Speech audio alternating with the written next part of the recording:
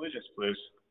I pledge allegiance to the flag of the United States of America, and to the republic for which it stands, one nation, under God, indivisible, liberty and justice for all. Thank you, everyone, and welcome to June 7th, 2021 Board of Aldermen meeting. We will begin by approving minutes of the previous meeting, May 17th, 2021. I will entertain a motion to approve. So moved. Second. We have a motion to approve the minutes, and it has been seconded. Is there any discussion, debate, corrections to these minutes? I am seeing none. So, would all those in favor of approving the previous minutes please indicate by saying aye. Aye. Aye. Those opposed? Motion carries. We are on to outside the rail. Do we have any members of the public who wish to address the board on items not on the agenda? Yes, please. Reverend Patty Stratton. Reverend Stratton, the floor is yours. Thank you. It was 3 weeks ago that I came to you to share what was happening with the First Baptist Church on Center Street. And so I come tonight to thank you for listening to us. I want to thank the Rutland Herald for the wonderful job they did writing up our story and where we are in our journey. And I wanted to share with you that immediately the next morning I received phone calls and emails, and I've already had the privilege of showing our space 5 times in the last 3 weeks. So we thank you so much for getting the word out. Please continue to do so and encourage those people that you know and have made contacts with to call me and seriously consider coming to see our building. And my congregation is expressing hope for the first time in a long time. And that feels really good. So I'd like to share that. And then the second thing I would like to say is that we are delighted, I personally am delighted to see the way that the city of Rutland is embracing pride this year. The banners on Center Street are wonderful, and the words, "All are welcome here," are precious to us. We've had a sign on our building for the last few years, a rainbow splash of wave color that says, "All are welcome here." And so we are just delighted to find ourselves in a place that is so welcoming. So I wanted to thank you for that and affirm that. And again, we are so glad to be part of the city. And then the last thing I wanted to mention was I'm in Pennsylvania right now helping to care for my grandchildren, which is wonderful. But on Saturday, I was able to fly on one of those new Cape Air airplanes, and it really is as nice as they said at the last meeting. So thank you all so much for your support. We ask you to continue to support us, offer prayer, send us good thoughts, light a candle for us, and we look forward to being good citizens with you in the city for many years to come. Thank you. Thank you, Reverend Stratton. And we're delighted to hear this thing so well. Yes, they're moving along, and that's a really good thing. Very good. All right, so we are still under outside the rail. Do we have any other members of the public who wish to address the board on items not on the agenda? I'm seeing no hands and hearing nothing. So we will move on to communications from the mayor. Mayor Allaire. Okay, so thank you very much. I have actually 2 issues tonight that I'd like to talk about, well, possibly 3. First one is on your agenda tonight is I asked that you untable the nomination of Whitney Marsh for the DPW commissioner and take a vote. So that'll be my first request. So I will move to untable the nomination. Second. All right, we have a motion to untable the nomination, and it has been seconded. Would all those in favor please indicate by saying aye. Aye. Those opposed? Motion carries. And Mr. President, I'd like to make I'd like to make a motion that this vote be by roll call, please. I'll second that. So we have a motion to undertake this vote by roll call, and it has been seconded. Now, I do have Attorney Bloomer here with me, so just for clarification on this would be not a permanent amendment. As we all know as the board, we need to address the board rules going forward to adapt to the new normal. But this would be to take this vote in particular by roll call in this vote alone. It would change nothing permanently going forward. That's the intent of my motion, Mr. President, yes. Thank you, Alderman DePoy. I would do it as a temporary amendment to the board rules, and then you have your 8 plus the mayor to pass it. Okay. And then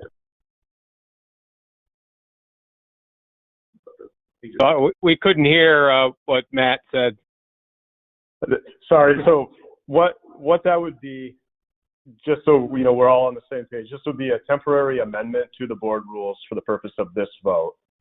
Following this vote, we would revert back to the rules as they are until we undertake the work as a board to officially change anything. It would then become permanent. So the other thing to note on this, in order to temporarily amend, the vote would have to be a 2/3 vote. The 2/3 would be 8 people instead of 7, and I believe that's because I'm a voting member in this particular case. No, plus the mayor. So Attorney Bloomer, quick question. Should we take the vote to amend by roll call, or could that be done by simple voice vote? that can be done by simple voice vote unless somebody requests the roll. Okay.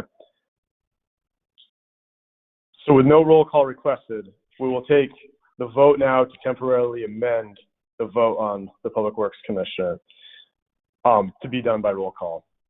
So with all those in favor of temporarily amending the rules on this particular vote conducted by roll call, please indicate by saying aye. Aye. Aye. Aye. Those opposed? Motion carries. All right, so I will turn it over to Clerk Heck to initiate the roll call vote on confirmation of Whitney Marsh as Public Works Commissioner. Alderman Grusso, do you have a question first? Is there any debate before the call? The roll call? There can be, yeah. Do you have a question, feedback? Well, I just wanted to state that all I remember was this person's name coming forth and us tabling it, and I don't want there to be any ill feelings, but I don't know this person. I've not had any seen anything, heard of any meetings or discussions, and it would be a blind appointment for me. And I'm looking through all my emails here. I don't see anything other than whatever we were given that night that we tabled it. And I just, when in doubt, vote no. And I'm not voting no because I don't like this person. I don't even know who I'm voting for. So my vote's going to be no, just because of the fact that I don't know who I'm voting on. And that's all. It's not a bad feeling or anything like that. It's just I don't know the person, and I just wanted to share that so the others don't think I'm voting because I have some bad feeling or whatever. It's not whatsoever. It's just I don't know this person. Thank you. So, Mr. President, this is the mayor. I have had my administrative assistant send out resumes, and the very next day after the last meeting. So I believe everyone has gotten her contact information, her resume, and anybody could have talked to her in the 3 weeks leading up to tonight's vote. So this is the first I'd heard that anybody hadn't got that information. Again, I'm not trying to be mean. I'm not trying to be a wise guy. You're wrong with that one, Mr. Mayor. I don't have any freaking stuff, okay? So I'm sorry. I'm not being a wise guy. This shouldn't be a hot issue, okay? I have nothing. Thank you very much. I'm not making it up. Thank you, Alderman Grusso, for the clarification, and thank you, Mayor Lair, for that reminder. Alderwoman Davis, I have you, and then I followed by Alderman Neary. I was just going to support the fact that we did get an email. I don't know, Sammy, why you didn't receive it. It was a pretty in-depth resume, and the numbers were available for us to reach out and speak with her and ask any questions that we may. So you might want to verify that City Hall has your correct email, because there was so much information in there. It gave you a lot of feel for what she will be able to accomplish for the city. Well, thank you. Thank you, Alderwoman Davis. Alderman Neary? Yeah, I was just gonna reference the May 18th email to everybody as well, just like Sharon did. Just check your inbox for the 18th because there's a very in-depth resume. And thank you, Mayor Lair, for providing that. Absolutely.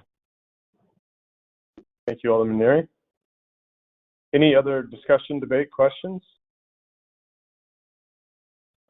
Seeing and hearing none, I will turn it over to Clerk Heck to initiate the roll call. Alderman Neary. Yes. Alderman Franco. Yes. Alderman Talbot. Yes. Alderman Dunges. Yes. Alderman Gillum. Yes. Alderman Clifford. Yes. Alderman DePoy. Yes. Alderwoman Savage. Yes. Alderwoman Davis. Yes. And Garuso. No.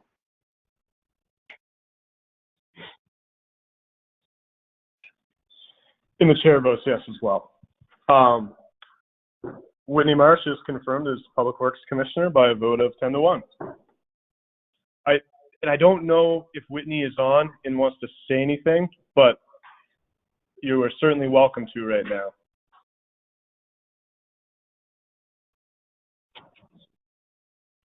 I don't think that she's on. I'm not sure.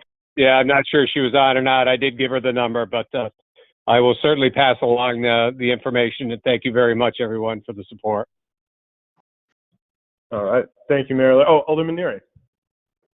Yeah, I just wanted to take a second just to say thank you to the mayor and really appreciate the candidate he put forward. And I know it cannot be easy going through multiple rounds of interview over Zoom, especially right now. So that's great. And I think she's going to be a great candidate. I mean, time will tell, but I'm excited. And just another thank you to the interim commissioner for holding down the fort during these last few months. He's done a great job. Thank you, Alderman Neary. Alderwoman Davis. I'd like to just continue what Devin had to say in regards to Jim Rotondo.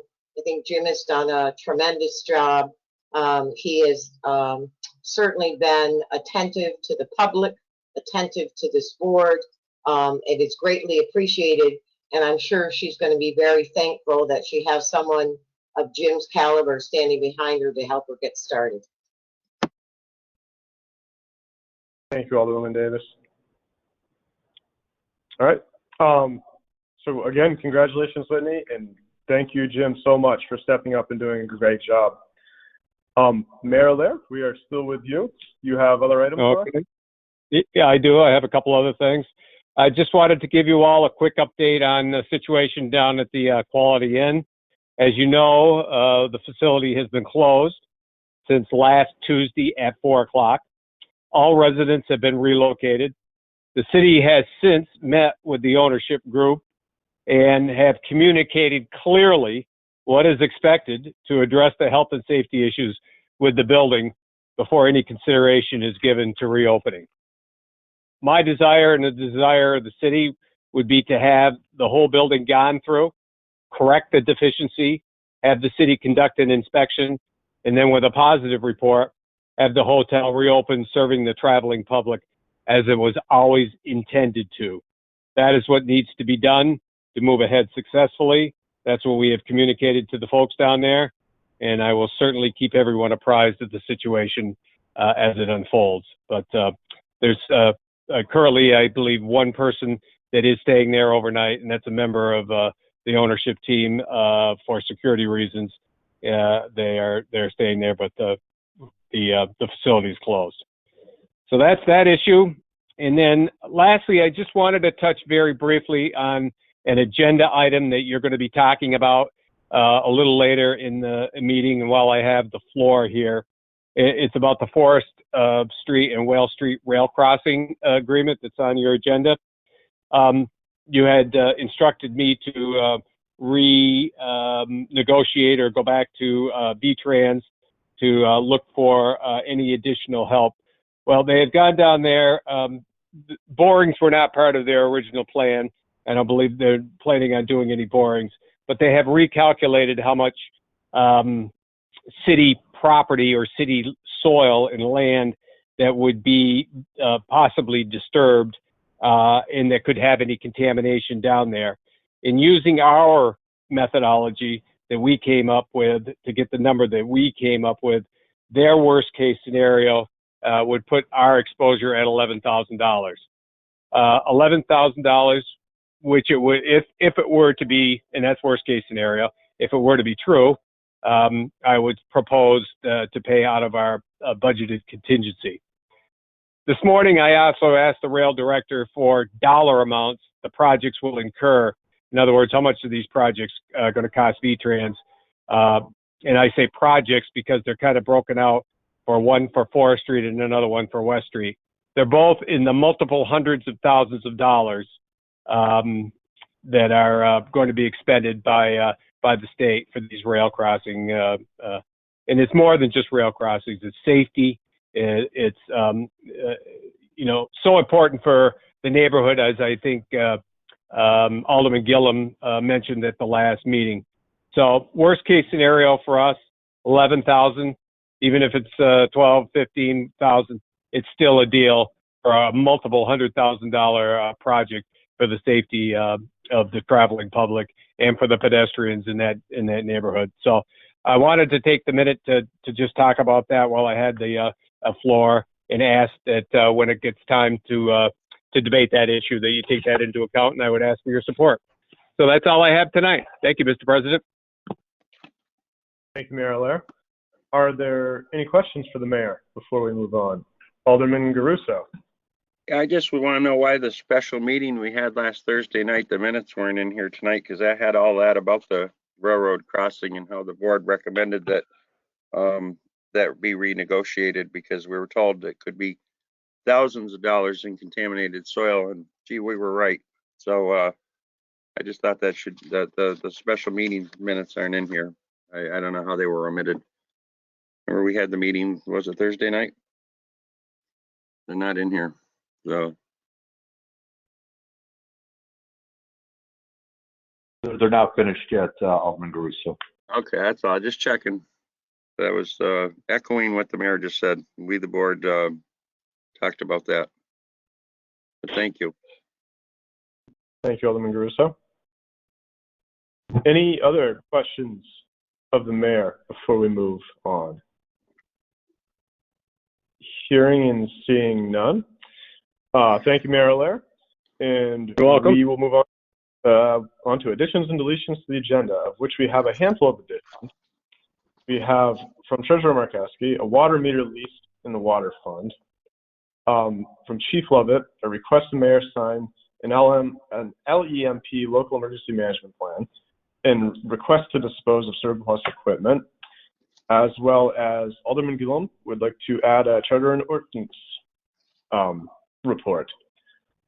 Could I get a motion to add those three items to the agenda? So moved. Second.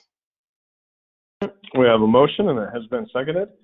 All those in favor of adding these items, please indicate by saying aye. Aye. Aye. Those opposed, motion carries. And I'll check in real quick with you, Attorney Bloomer. Do we have a deletion, or does everything remain?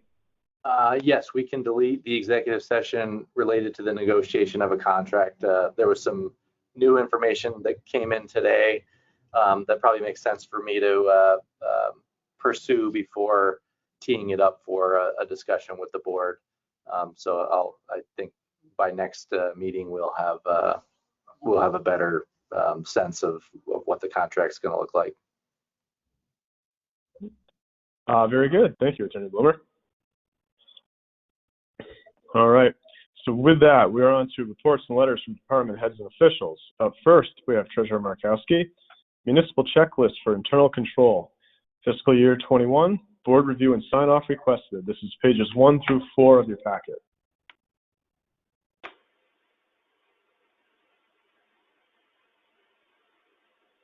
I'll move to suspend the rules. Second. We have a motion to suspend the rules, and it has been seconded. Would all those in favor please indicate by saying aye? Aye. Aye. Those opposed? Aye. Motion carries. And I'll move for the approval of the internal control checklist and request that the chair sign on our behalf. Second.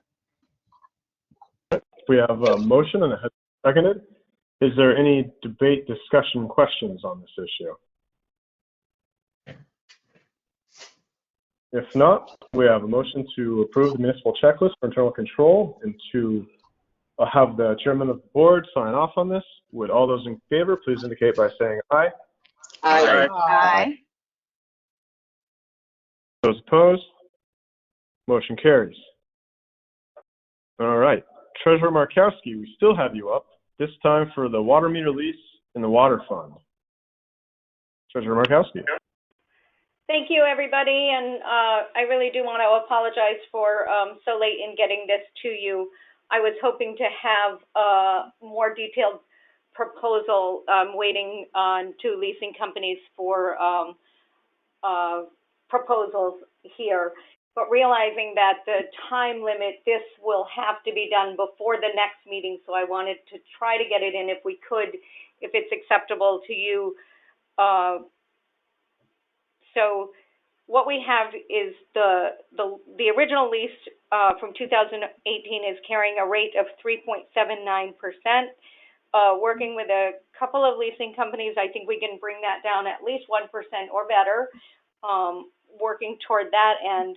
So I was hoping tonight, if acceptable to the board, to authorize the mayor and the treasurer to execute the documents subject to the review and approval by the city attorney.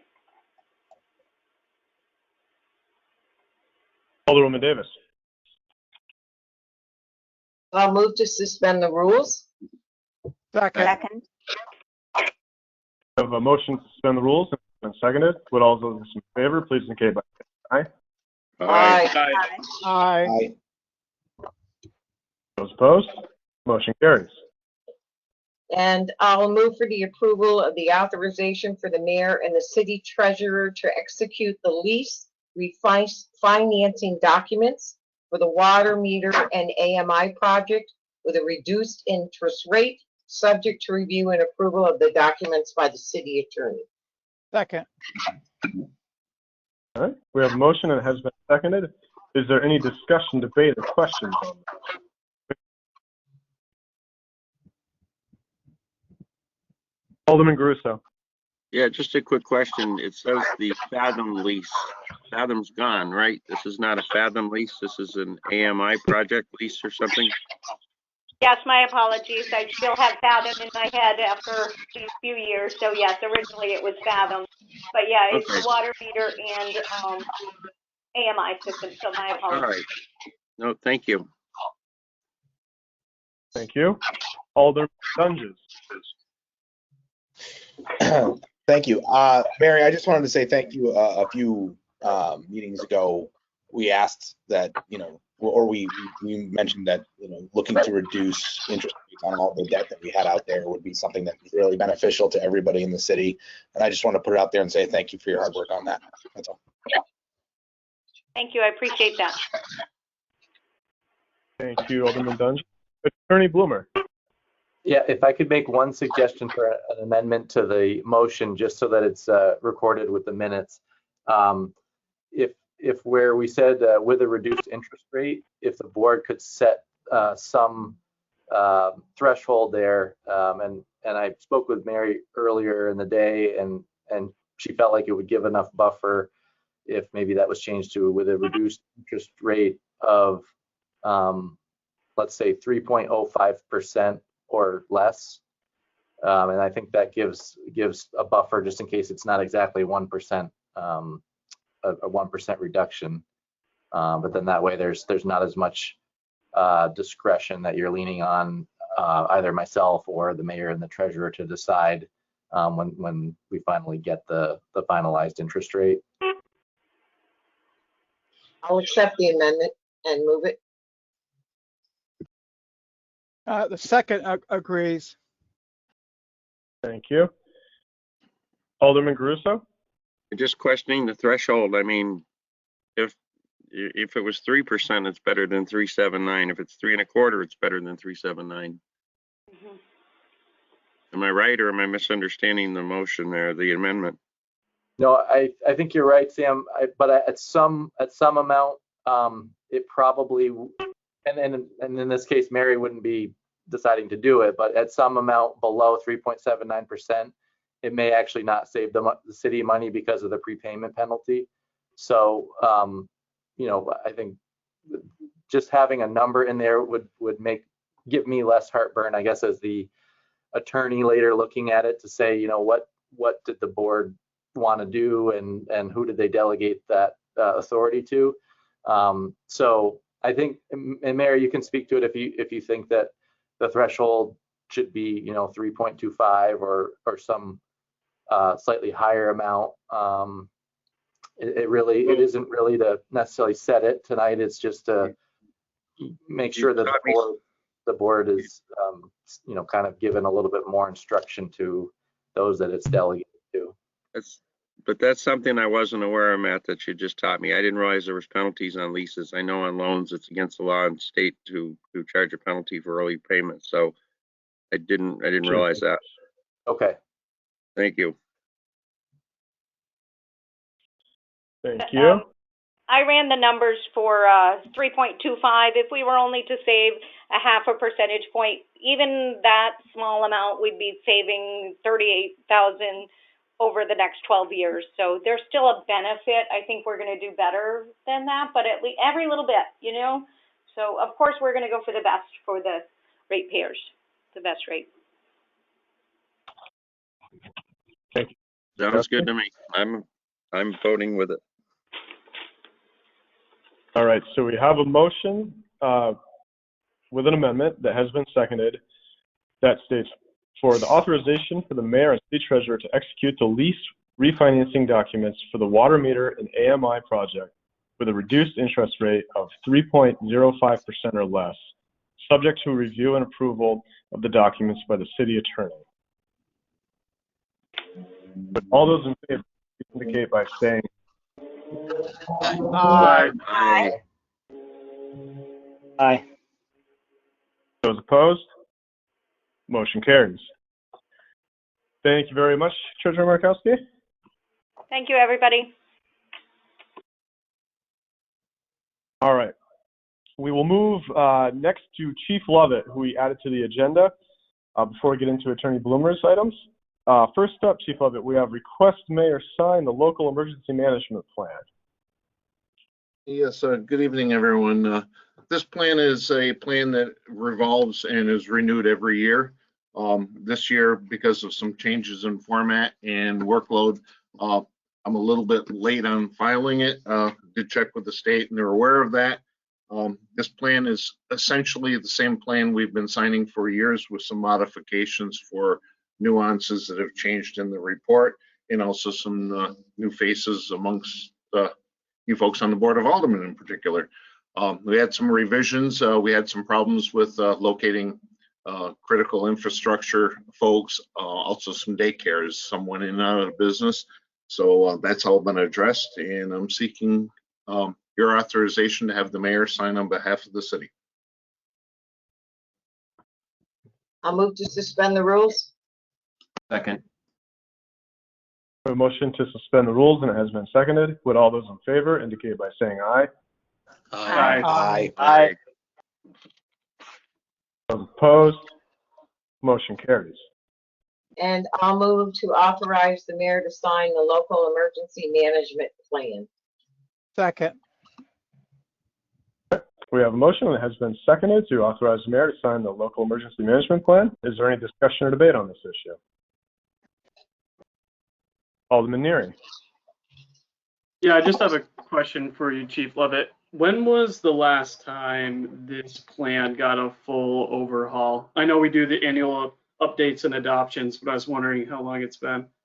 The last time was probably about 5 years ago when I was first tasked with it.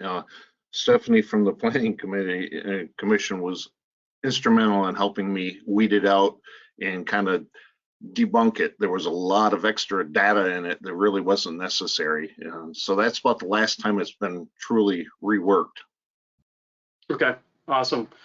Is there a plan in the near future to do a full rewrite and just kind of go with what we have this year? Well, it's one of those things that's been ongoing. I know we've talked about it a lot of times. Unfortunately, with the amount of workload that's involved in it, trying to do that and also be the fire chief, it's kind of strangling to a certain extent. Certainly something we're trying for, and bits and pieces you can see have been adjusted. But full-scale rewrite, I'd love to promise you in the near future, but it wouldn't be realistic.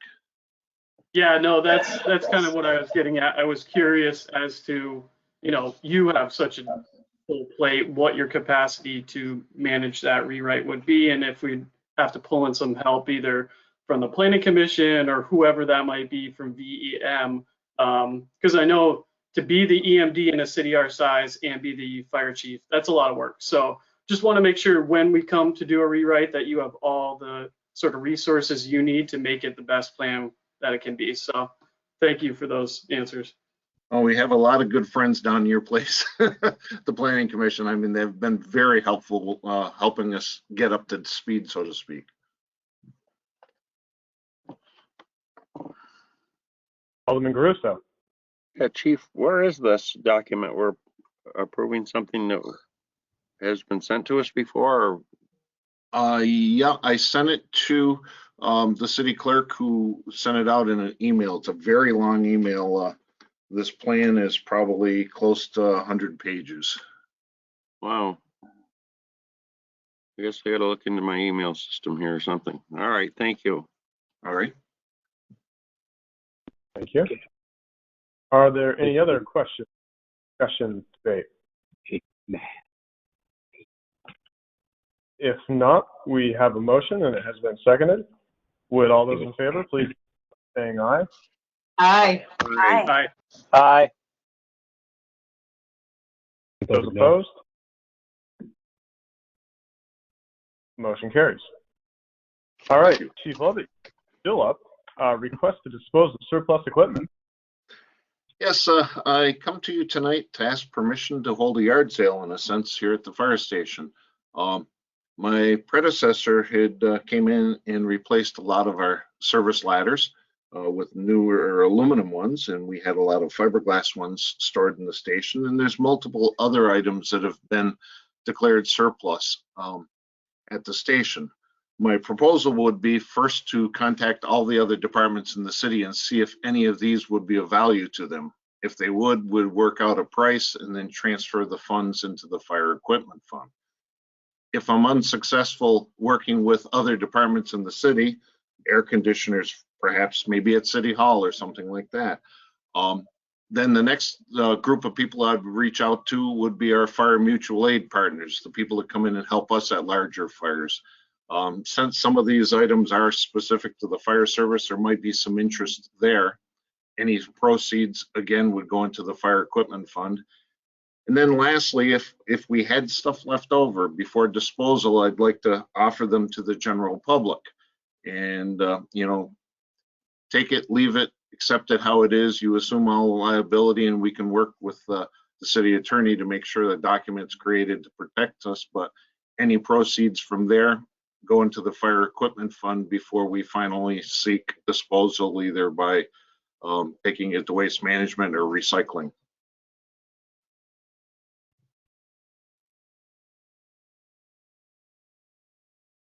Chief Lovett. Alderman Clifford. Thank you, Mr. Chairman. Yeah, I just have a question for Mary. Mary, just if equipment or anything is sold to the general public or anything like that, does it normally procedurally go back to the general fund? Or does this board has the right to establish where it goes, correct? Correct. That's why the that's why we're using that equipment replacement fund, if you direct that. Okay, thank you. Sure. Thank you, Alderman Clifford. Alderwoman Davis. So I don't have a problem with it. I just have a question of the attorney, and I think Billy alluded to it, that we just want to make sure the city has no liability. So, you know, I don't want someone to buy a ladder and then fall down and break their crown and we get sued because they bought the ladder. So is that something that they would have to sign, a waiver of liability, or how would that work? Well, because this was a little last minute, Bill did stop by today to kind of pick my brain about it, but we didn't really have a chance to fully flesh out, you know, kind of what would be included in a waiver and whether there'd be some items that, you know, we would be comfortable either selling to the public or selling to another department.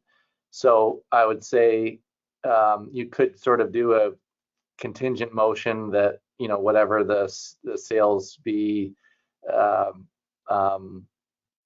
you know, not necessarily approved by me, but just, I guess, with the city attorney to review the sales and any recommended documentation that would go along with it. Because there, to your point, there may be, if there's something that's fairly dangerous, like, you know, if we got a chainsaw or something, and nobody wants it, and I don't know that would be the best idea to sell to the public for $5 and then take whatever risk we have on the backside of something going wrong. So I think we would want to look at what the inventory list is and decide what you know, what makes sense to, you know, just dispose of and what makes sense to try to gain something for the equipment fund without taking on too much liability. Thank you, Attorney Bloomer. Alderman Garuso. Yeah, that's why we need to get rid of Billy. I think we need to get rid of him because, see, these out-of-state people, look at the rec department. She just got rid of a whole bunch of stuff. We didn't scrutinize her and how to do it. You got old local Bill there. We now got to start having releases and all that stuff. I think this is crazy. Come on, just wrecking parks. Go ahead, sell all your stuff, give it away, whatever you want to do. Yep. God bless you. Go ahead. But now we're going to start splitting hairs with how Bill gets rid of his stuff. They gave away lawnmowers or sold lawnmowers, chainsaws, weed whackers. I know the list is probably here somewhere. And now we're going to, come on, you know, just let him do what he wants with it or do whatever. Go see her and see how she got rid of her stuff.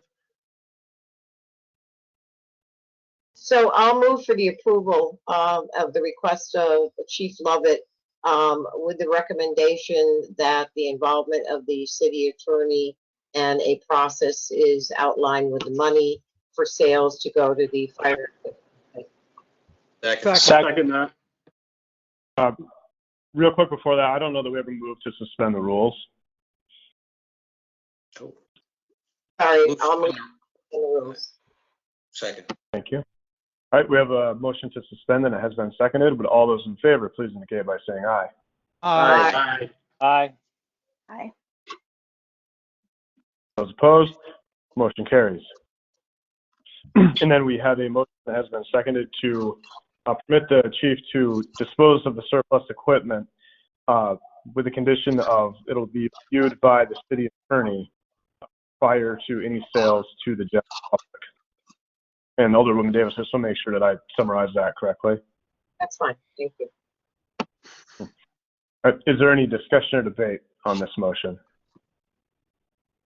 Hearing and seeing none. Go ahead. Would all those in favor please indicate by saying aye. Aye. Aye. Aye. Those opposed? No, And so, if I may, somebody needs to give Sammy a Snickers. no, she didn't have the city attorney helping her sell her stuff off. Why does Bill? I mean, come on. I'm just trying to be fair here. All right. Well, thank you, Chief Lovett, for joining us. All right, thank you. Have a great night. We are now moving on to Attorney Bloomer. First up, we have subgrant and loan documents for Housing Trust of Rutland County, Lincoln Place. These are pages 5 through 33 of your packet. Thank you, Mr. Chair. So actually, the next two agenda items are pretty much identical, and I had provided a memo at the front of the documents there, pages 5 through 33. And then I also provided over the weekend the actual documents for each of these projects, the Housing Trust Lincoln Place project and the Rutland County Parent-Child Centers project at 16 Chaplin. And the main reason that that I wanted the board to approve these rather than leave it to somebody here in the administration to approve is that the both of these arrangements, because they deal with improvements to real property.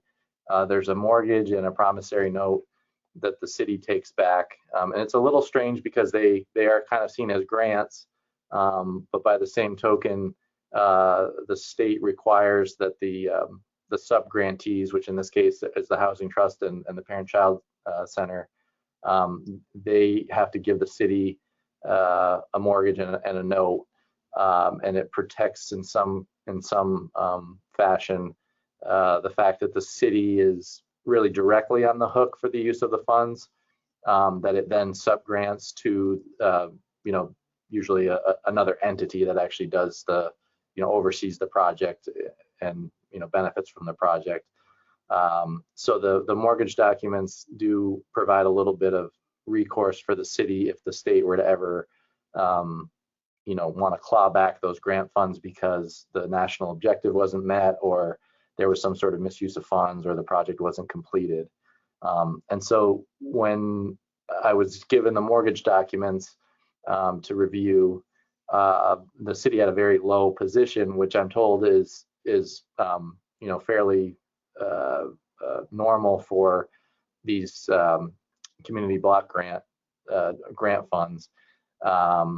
But nonetheless, it just seemed like the decision that should really be made by the board and not by the city attorney or somebody else here, as to what priority the city is willing to take for these particular grant slash loans.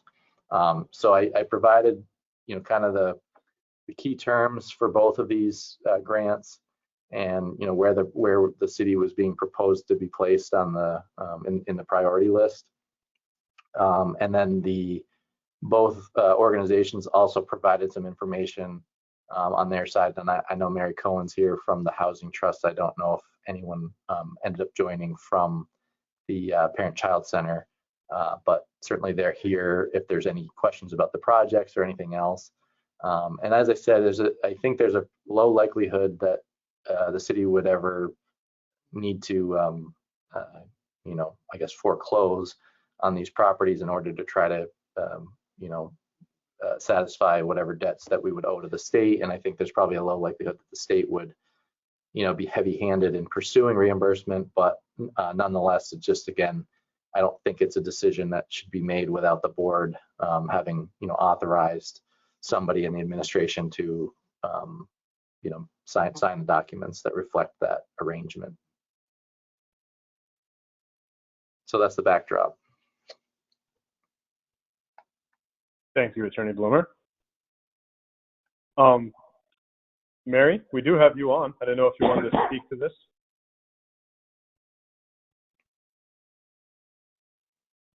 Everybody. It's nice to see you from my new seat as the Executive Director of the Housing Trust, a new and exciting position for me. The Lincoln Place project so far is going quite well. I will say we did have a little hiccup last Thursday night into Friday with all the heavy rains, and we ended up with about 2 inches of rain in the gym, which was quickly removed. But other than that, the project is going very well. We seem to be on time. That little hiccup last week might put us back about a week. We are still expecting to be done towards the end of October. And just to review for all of you, this is a 19 units, 12 micro units, and 7 one-bedroom units, 10 of which we have committed to housing people who have been experiencing homelessness. The construction management company that we're using has been fabulous. The project, again, seems to be going great. I don't think you'll have to worry about the money being asked to be returned or clawed back in any way, but certainly happy to answer any questions that you might have about the project. Thank you, Mary. Any members of the board have questions for Mary?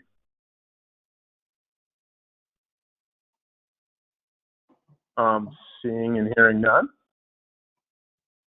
I'll move to suspend the rules. Second. We have a motion to suspend the rules, and it has been seconded. Would all those in favor please indicate by saying aye? Aye. Aye. Aye. Aye. Those opposed? Motion carries. So I'll move to approve and authorize the mayor to sign the sub-grant and loan documents related to the city's state grant for the Housing Trust Lincoln Place project in substantially the same form as presented.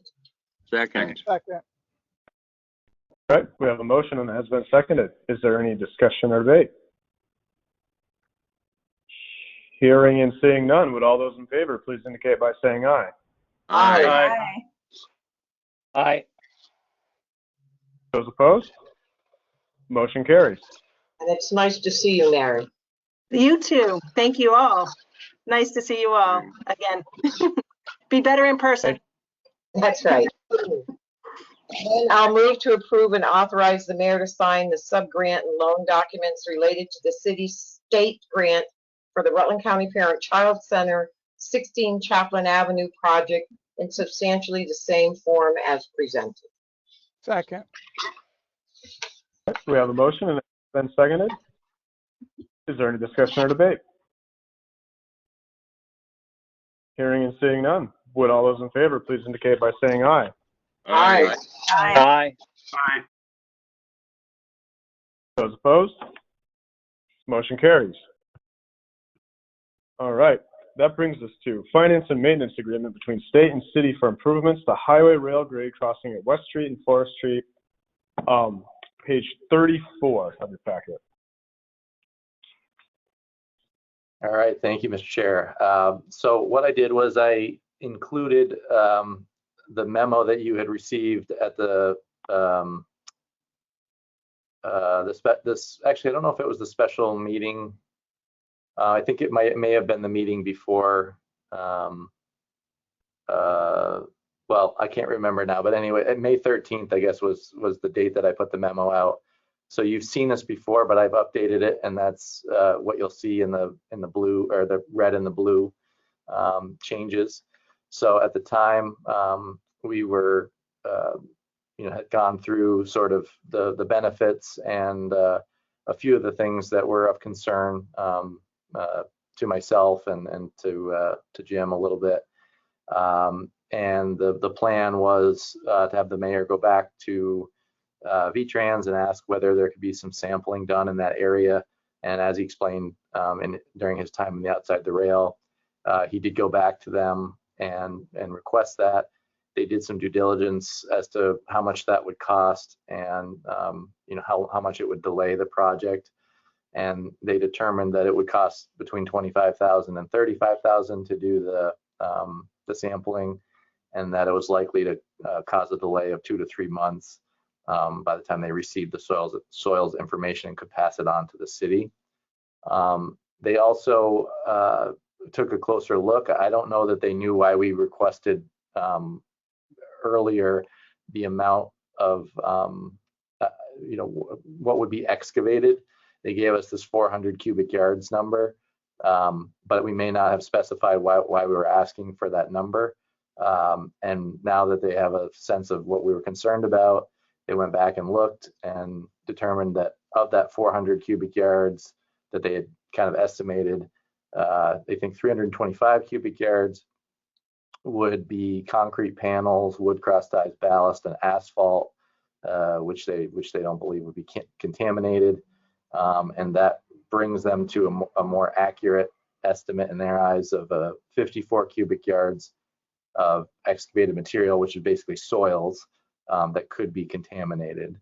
And using their conservative estimate of $200 per cubic yard to dispose of, they estimated that the city's worst case exposure would be 11,000.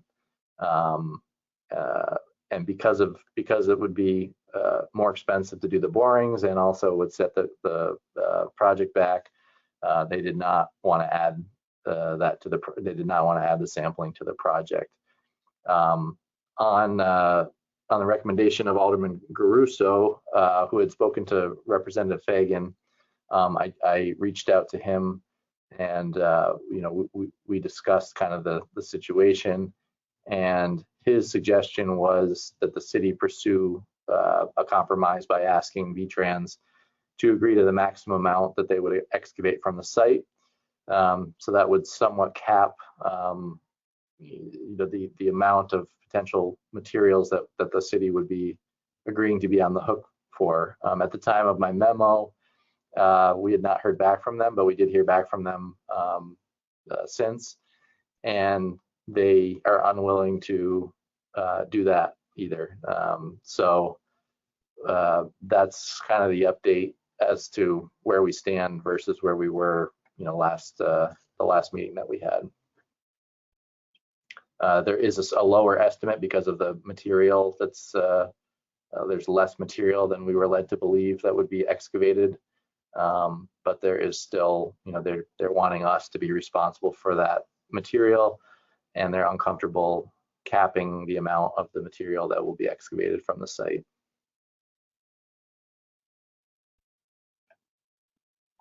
Alderwoman Davis. So what's the motion before us, Matt? So the motion would be to authorize the mayor to sign the finance and maintenance agreement in substantially the same form as presented. And after paragraph 16 and 23 are struck and paragraph 21 is modified as shown in attachment A. So I think Henry in the packet maybe put one page as a placeholder, but then sent the remainder of it by email. So the second 2 pages of my memo plus the actual agreement were part of that separate email. And I had asked them several times if they would provide me with a clean document with the changes that they were willing to make so that we wouldn't have the sort of second half of this motion, but I never got a clean document. So we're sort of having to approve the old document and then say that it has to include the changes that they had agreed to make to those 3 paragraphs.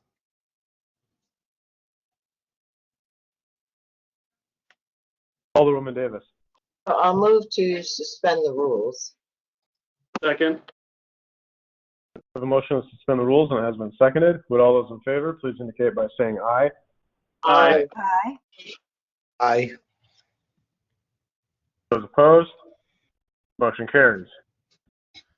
And I'll move to approve the finance and maintenance agreement between the city and the state and the city for improvements to highway, rail, grade crossing at West Street and Forest Street, and other statements that the city attorney made because I can't remember them all. I can reread my motion if that would be easier, just to make sure you capture. That'll be fine, thank you. Okay, let me just quickly reread it. So the motion is to authorize the mayor to sign the finance and maintenance agreement in substantially the same form as presented, and after paragraph 16 and 23 are struck and paragraph 21 is modified as shown in attachment A. So moved. Second. All right, we have a motion that has been seconded. Is there any discussion or debate or questions related to this issue? Alderman Garuso. Yeah, I'm looking through my mail here, and I have that other one there about the ballot item and whatever in the PDFs relating to it. I don't have the one on this, but are we basically going to agree to this carte blanche that if they hit a bunch of toxic soil, we're gonna go for it, or is there a cap on that, Matt? No, we had asked, you know, a couple of these, you know, trying to be creative about meeting the city's concerns and you know, what we thought was kind of reasonable, but for whatever reason, you know, I mean, they've given us some reasoning on at least the sampling that the value of it outstrips what they think our exposure may be, but you know, I think we have a pretty good sense that it's not going to be $100,000 bill, but you know, they're not guaranteeing that it's going to be 11,000, which again, I think that would make the city feel a little bit better that it had some kind of cap to the exposure, but based on the amount that's going to be excavated, and their estimates do seem to be conservative as far as what it would cost to dispose of it, because I think we were using something closer to $100 a cubic yard. I think it would be in the range of, you know, between 11 and 20, 25. But nonetheless, there is that risk, and you know, I think that's at this point, that's kind of the risk that the city would be taking to get the benefits. And you know, I know the mayor. I found it. I'm seeing in blue 25 to 35 is what Jim was saying, and then 40 to 45, 3.25 per yard, I guess. Yes, yeah.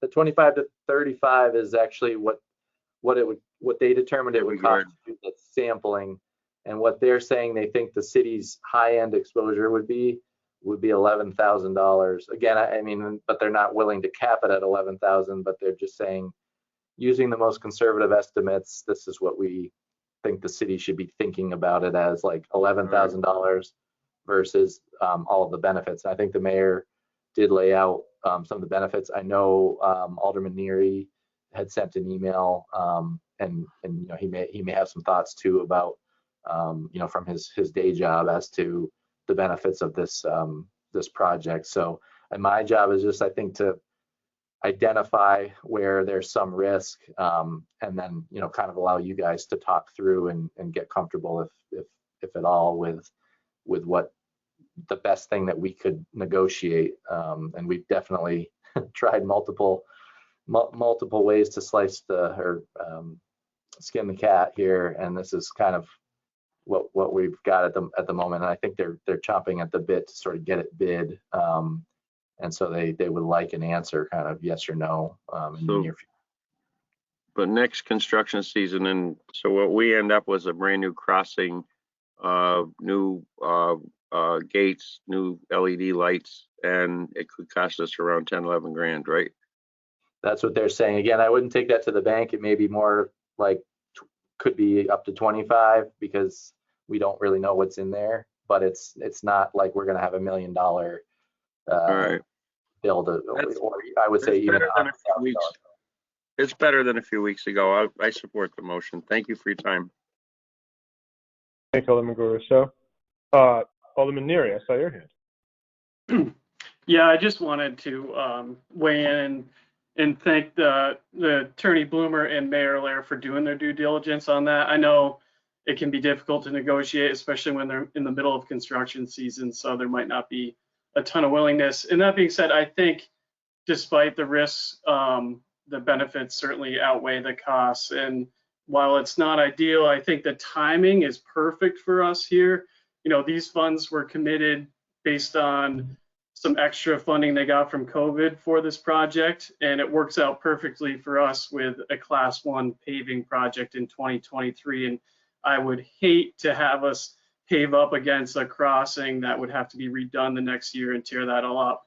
And also, that being said, we're also assuming the worst. There could be $0 of contamination there. It's completely possible. And I just think it's too important and the timing's too right to vote this one down. So thanks. Thank you, Alderman Neary. Alderman Gillum.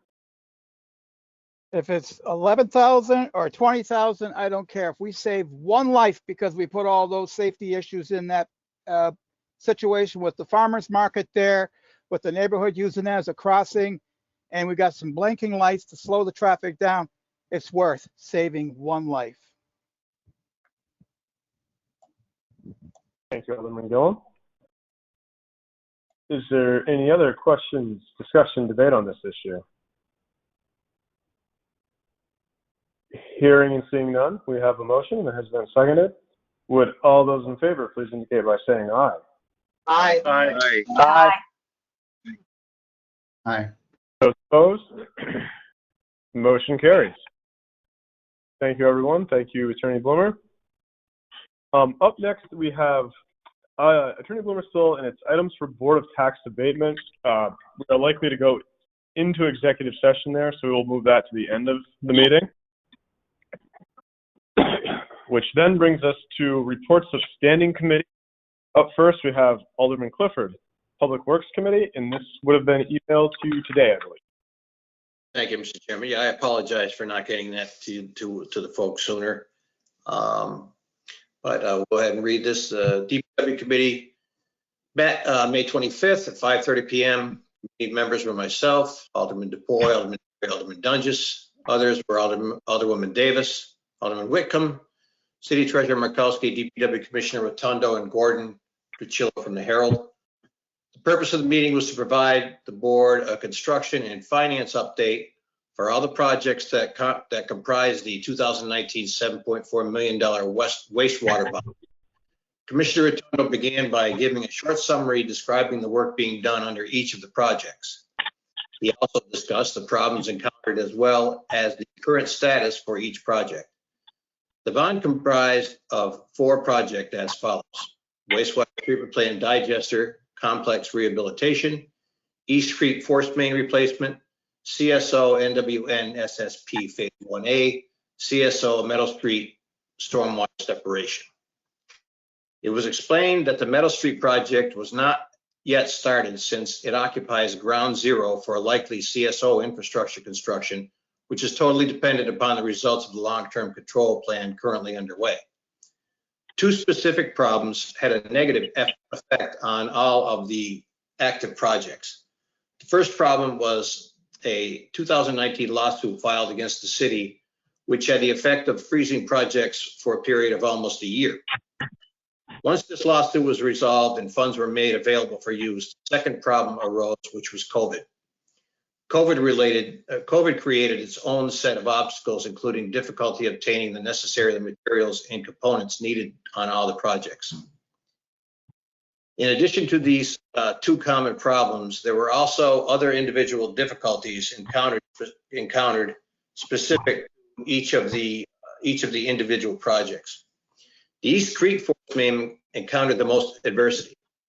Some of the problems on this project include the failure of the directional drilling installation method, which required a redesign, the soil contamination issue encountered on the GMP property, and a delay in acquiring the necessary easements. The biggest problem during the construction of the Phase 1A project was due to an undiscovered utility duct bank that created a conflict with the proposed construction, requiring design modifications. During construction of the digester project, additional equipment was identified as needing replacement. Alderwoman Davis asked about the unexpected cost, should they have been anticipated. Jim explained that there was no way to anticipate the pipe deterioration that occurred. The projects are now all proceeding along well and will be completed this construction season. Phase 1A is substantially complete with only a punch list left to finish. The force main project is due to be completed by the end of June and the digester project by November 1st. Commissioner Rotundo then reviewed the original estimated cost summaries and the current cost analysis for each of the projects. It was explained that the approved change orders were difficult as a result of unanticipated issues that arose. Commissioner Rotundo then explained that the rules have changed regarding the utilization of grants and subsidies, within the CWSRF and the DWSRF programs. In past years, grants and subsidies could not be applied to a project until final completion. This reduced the total amount of the indebtedness to be repaid by the city. With the new rule change initiated by the Vermont legislature, subsidies and grants are dispersed during the course of construction, reducing the municipality's indebtedness concurrently with construction. In light of the new rule changes, Commissioner Rotundo then discussed requests that have been forwarded to him to approve additional change orders. There are currently 4 change orders awaiting by the city. The 3 are for the digester project, $460,000 for the replacement of 4 heat exchangers, $16,400 for the addition of 2 swivel connectors, and $1,440 for the installation of a motor starter. The remaining change order is for the Horse Main project, $144,000 for a bypass connection at the River Street pump station. It is Mr. Rotundo's opinion that these projects are all worthy and should be authorized. The only project that is not absolutely necessary is the bypass connection. However, it would be very helpful in the future if the pump station went down. If the additional $622,000 worth of change orders is approved, the total indebtedness at the end of the project would be $6.48 million. The value is close to $1 million less than the $7.4 million bond approved by the voters. The commissioner then read the following proposed motion by Attorney Bloomer for consideration by the board.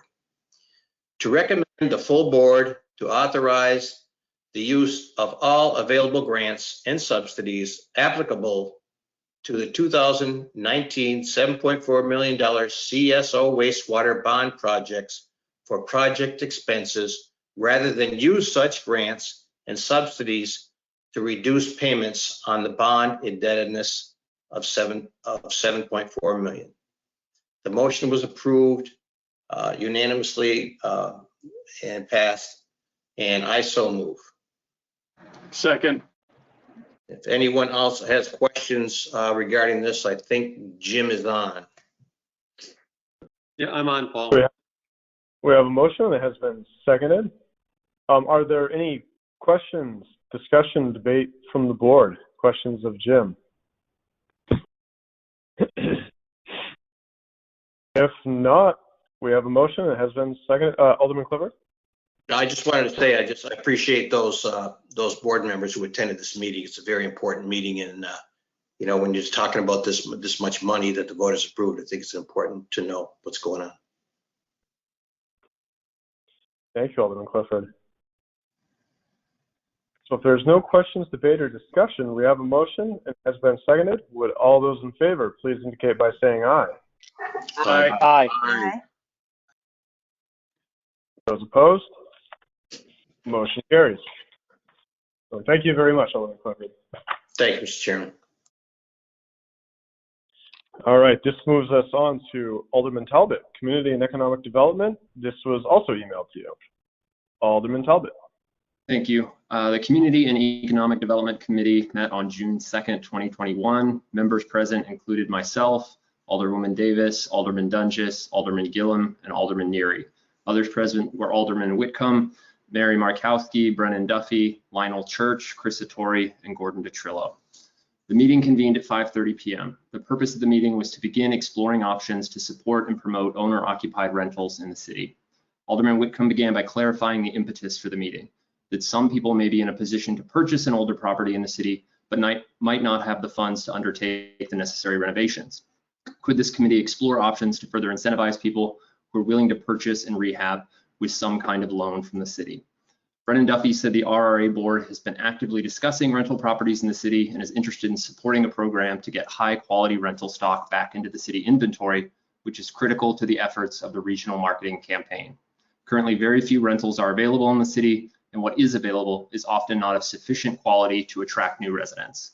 Duffy suggested that if the city were to start a program we might want to work with an existing organization with experience dispersing similar loans and grants like NeighborWorks. Alderman Dunges emphasized the importance of the owner-occupied piece and clarified that market rate doesn't always mean high quality because of the limited stock in Rutland's rental inventory. He said that we may be discussing above market rate apartments that are attractive to new residents. Lionel Church is a new resident of Rutland who bought a multi-unit building in December 2020. He explained that it has been challenging to locate funds to renovate the interior of his units. The funding sources he has found come with very high interest rates and do not offer enough funding to sufficiently modernize the units. Alderman Talbot pointed out the need to incentivize property owners to make high quality renovations in order to revitalize neighborhoods. Brennan Duffy shared that a housing committee involving representatives from the RRA, NeighborWorks, and Cedar has been working to access state funding to create a regional revolving loan fund, but have been unsuccessful. Chris Hattori asked if there were a property tax stabilization plan that could help incentivize property owners to renovate rental properties without being hit with a higher tax bill. Alderman Dunges pointed to organizations like the National Center for Healthy Housing, which supports updating older homes with newer materials that are healthier to live in, with a significant focus on rental housing. He asked if the state of Vermont already participates in this program and wondered if the city can directly participate. Dunges emphasized the impact that owner-occupied rental renovations can have in becoming a catalyst for improving the overall residential environment. Alderman Gillum pointed out that there are some bad operators running rental properties in the city, and you can tell the difference between those properties and those that are owner-occupied. He mentioned a program in the 1980s that stabilized neighborhoods by incentivizing owner-occupied renovations. He also emphasized the needs of older residents with limited resources who can no longer sufficiently maintain their properties and asked how we might assist them. Alderwoman Davis emphasized potential opportunities for volunteerism and how groups might be able to help older residents who can afford materials but are unable to make improvements themselves. She asked that we invite housing professionals to a future meeting to better understand what kind of fund would be best to address community needs and what level of funding is needed and how we can sustain funding. Alderman Talbot will invite the Executive Director of NeighborWorks and other housing professionals to a future meeting of the committee to be scheduled later this month. Meeting adjourned at 6:19 p.m. Thank you, Alderman Talbot. So this report is for information only, and this remains in committee. Is there any questions or discussion? Anything for Alderman Talbot? If not, thank you again for your report. And we will move on to Alderman Gillum, Charter and Ordinance. And this was emailed out to you today as well. Thank you, Mr. President. Charter and Ordinance Committee had a meeting on May 20th, 2021. The meeting was called to order at 5:30. Present was Alderwoman Davis, Alderman Neary, Clifford, Gillum, Franco, Acting Commissioner, Public Works Commissioner Rotondo, Mayor Allaire, Judy, by the way.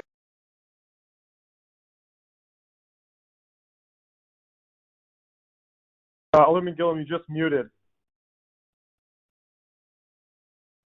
I touched my mouse, I'm sorry. There was major discussions. The list is all bullet form here. How the present shopping cart ordinance is not working at the present time. A lack of enforcement by police and public works department. Cost to the city to collect and store disposal of carts. Who's responsible to control the carts leaving the shopping areas? A need to pick them up on a weekly basis. A need to communicate with the stores on what's happening with the neighborhoods. The mayor was not in agreement of the public works department collections and storage and the police department enforcement due to budget and major concerns at this time. To have the Marble Valley Rutland Transit District, the bus reps, find out what the policies are on carts, the little shopping carts, that is, on the four-wheelers on the transit system. It might help some of these people not use the carts. And I guess our representative is going to check in with them and come back to the committee. The consensus of the committee to refer to the city attorney to send a registered letter to the stores, Walmart, Price Chopper, Tops, and the dollar store. In this letter, these issues need to be addressed. The enforcement of the ordinance, what will be the immediate plan within 30 days to have the carts picked up, signage in the shopping areas about the carts leaving the parking lots, a need for a long-term plan for collection of the carts, a copy of the shopping cart ordinance, Title 31, Chapter 4, Subchapter 446 through 445 to be enclosed, any collection costs to the city of Rutland will be billed to the stores if the stores do not pick up the carts. A suggestion that the Board of Aldermen will add new language to the ordinance on a mandatory wireless electronic tracking device or system to keep the carts on property. We're requiring a 30-day response of the letter from the stores. So we are referring this to the city attorney. Do we need a motion to do that? Yes. I so move. Second. All right, we have a motion and it has been seconded to refer this to the city attorney. Is there any discussion or debate on this referral? Alderman Clifford. Thank you, Mr. Chairman. Yeah, along these lines, I spoke to her name was Wendy at Walmart today. She's the assistant manager apparently. And I had told her about a couple of places, West Street, State Street, that these shopping carts, mostly all Walmart carts that have been there for well over 2 weeks. She said that they're having a hard time because people are actually breaking the system that stops it from going out of the parking lot, just taking them anyway, and it's been very difficult. She also stated that they only pick those carts up. They hire people out to do that. They only pick them up once a month. So, I just wanted to, let you know that, and hopefully we can, I don't know if this is going to stay in committee or we'll see what happens. I know it's a nuisance, but that's what, she told me. So I'm going to let you know. Thank you, Alderman Clifford. Is there any further discussion, debate, Alderman Neary? Yeah, I just have a question. Is it still it's gonna stay in committee, right, Alderman Gillum? Okay, great. Yep, it's down below there. It's my next motion. The reason why we wanted to start with a letter, get the city attorney to put them on record that we have an issue, and hopefully they come to the table and we can start working at this. This is sort of get their attention. I believe this is the method we're using here. So to continue, we got to vote on this. I'm sorry. The vote, and before that, Alderwoman Davis. So I agree with everything that Alderman Gillum has said, including, I think, one of the issues, at least that we heard before, that I think needs to be clarified, and I'm not sure if that's by our representative or by our city attorney, is the lack of allowance of people who ride the bus to be able to carry packages on the bus. I believe we were being told that they were limited to 1, maybe 2 packages. I really think there are some empty seats on that bus that could facilitate maybe a little more, but or they're allowed to at least take maybe that folding cart on the bus that they use for shopping.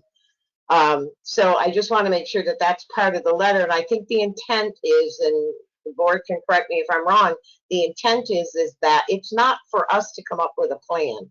It's for them to come up with a solution. Correct. And they need to get a handle on this, and they need to be accountable.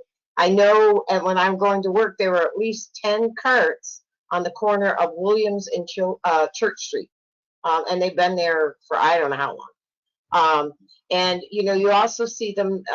They're also on Jackson Avenue by East Street. So I think it's just. I understand that they have to deal with the public and it's difficult, but it's their responsibility to maintain their equipment and to recover their equipment. And I think that's the tone that I think that letter needs to send. I agree. Thank you, Alderwoman Davis. The Any city further attorney. discussion? Attorney Blower.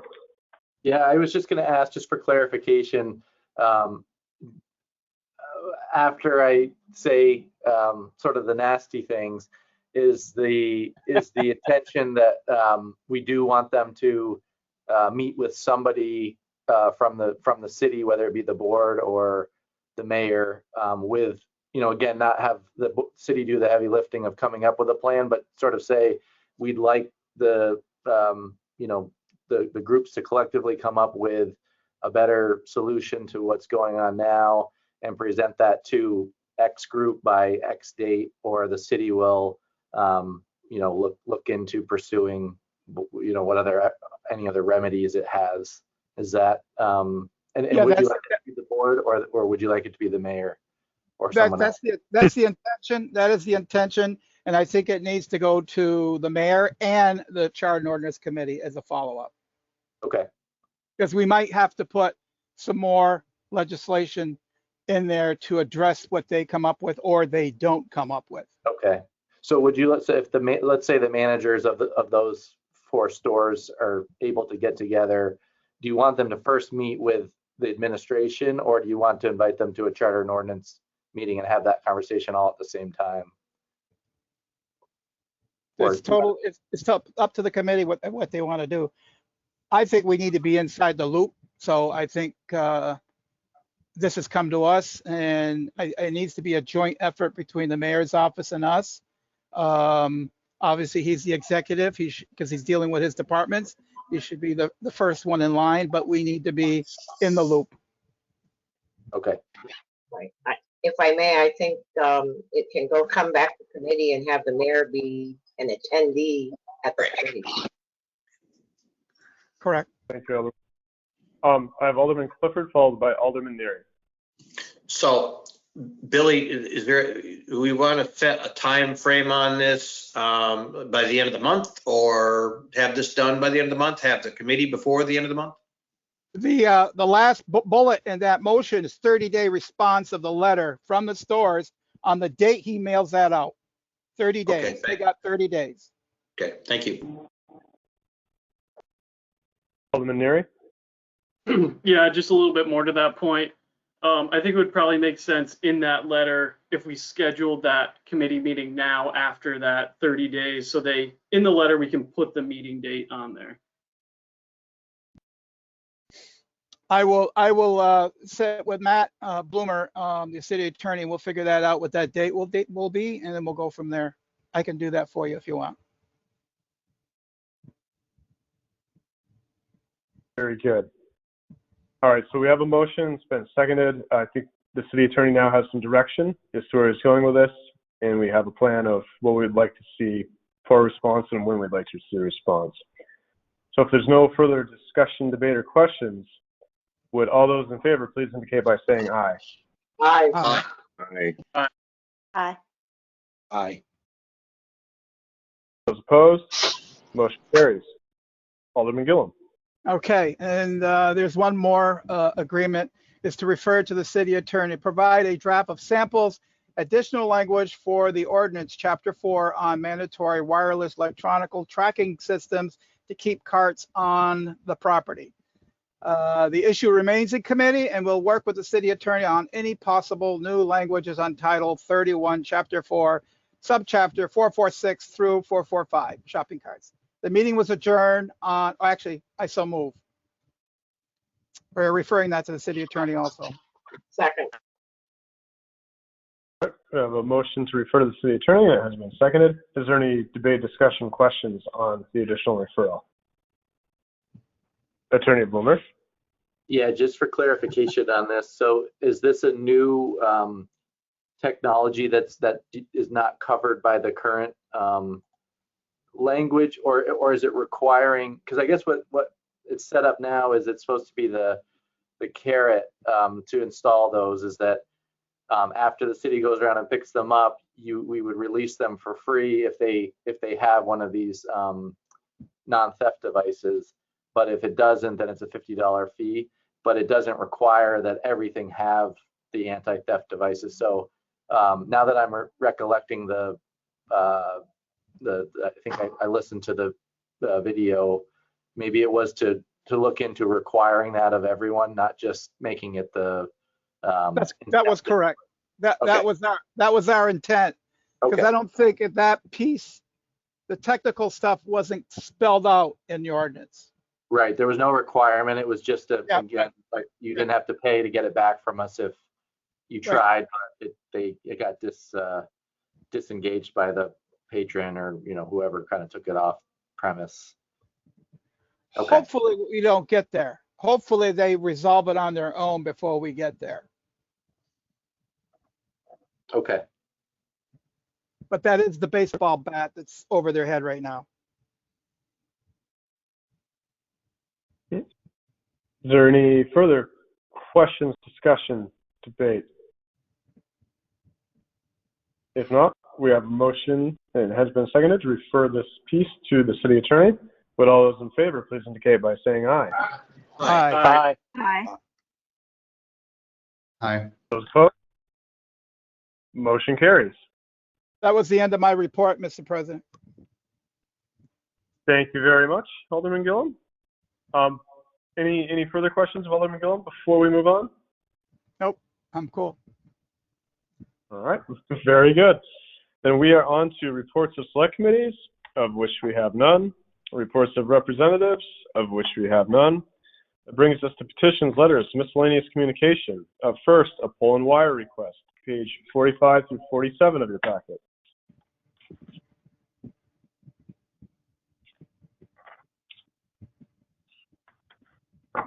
Alderwoman Davis. So I'll move to suspend the rules. Second. We have a motion to suspend the rules, and it has been seconded. Would all those in favor please indicate by saying aye. Aye. Aye. Those opposed? Motion carries. And I'll move for the approval with the 7 standard conditions. Second. Second. We have a motion that has been seconded to approve with the 7 standard conditions. Is there any discussion or debate on this issue? Hearing and seeing none, would all those in favor please indicate by saying aye. Aye. Those opposed? Motion carries. That takes us next to a special event permit request. Rutland Walk to End Alzheimer's, September 25th, Main Street Park, pages 48 through 53 of your packet. Alderwoman Davis. I'll move to suspend the rules. Second. We have a motion to suspend the rules, and it has been seconded. Would all those in favor please indicate by saying aye. Aye. Those opposed? Motion carries. And I'll move for the approval of the fundraising walk to support the Alzheimer's Association to be held on Main Street Park 5 South Main Street on September 25th from 7 a.m. to 3 p.m. Second. We have a motion to approve it. Is there any discussion, debate, or questions on this? Hearing and seeing none, would all those in favor please indicate by saying aye. Aye. Those opposed? Motion carries. All right, this takes us now to Board of Control Commissioners, of which we have nothing. Unfinished business. Is there any unfinished business to come before the board? Alderman Neary. Yeah, I'm just looking for an update on the committee item about getting back to the chambers. I was wondering if any committee members had any updates on that, or if we were gonna schedule another meeting. I have Alderman Dunges, followed by Alderwoman Davis. So, Devin, thanks for the question. I am finalizing my piece of what we discussed in the committee meeting, which is the technical list and the components of that. I would like to go back to committee meeting to finalize everything, but I will hopefully have something sent out to everybody on the board, not just the committee, by the end of the week this week. Thank you, Alderman Dunges. Mr. Chairman, I really don't have an update, except there was a blurb on the local news that said that the governor would be addressing municipal meetings in person, municipal meetings as we approach that 80% mark. And I believe we were at 79 point something. So I think there's going to be some guidance coming out from that possibly tomorrow in his press conference. Thank you, Alderwoman Davis. Alderman Garuso. I was just going to say I'm ready and willing to put a committee to get a meeting together as soon as possible. I'm also more than anxious to get back in the room, and as a guy I used to work with would say, let's show them our teeth. We need to get together. We need to get back in the rooms together. So, and I'm getting new teeth tomorrow, so let's do it. Very good, Alderman Caruso. Is there anyone else on this issue? All right, very good. Any other unfinished business to come before the board? Alderman Caruso. Hey, just a quick question, because I don't usually get this stuff. What's this? Did everybody get this email from Mary Howard? I think she's a representative or something from District 5-3 about a house that's down by MSJ. Dangerous, unhealthy, detriment to the neighborhood. Is there anything we handle? Is that, that's been burned out? I think she said how long it's been burned out. I've never noticed it. I don't know. I guess I don't go down there enough. It's an eyesore and not welcoming to the new homeowners of that street. And she says she hasn't been able to get anyone to do something with it. And what do we do? So I guess I'll say that she's been, I personally have answered her emails consistently. The property is not owned by the city, it's owned by a bank. They also owe $30,000 in property taxes to the city. So it is not something that the city's, well, I think Matt put out a response, and maybe Matt could put that response out to the full board to let them know what has been done. That was processes being made by the Board of Finance. Chair Whitkin is now on the Board of Finance, so he would assume that role rather than me in the discussion. But a lot of work's been done. I can understand her frustration, but it's not as simple as just tear it down, because there's a significant cost to the taxpayers. And I've shared that with her, but it doesn't, I don't know what the driving force is, other than, yes, it's burnt down. Yes, it's an ugly site. But I think the administration, the mayor, the city attorney, the building inspector at the time, who unfortunately is no longer with us, was working through the process and trying not to make that a cost burden to the taxpayers.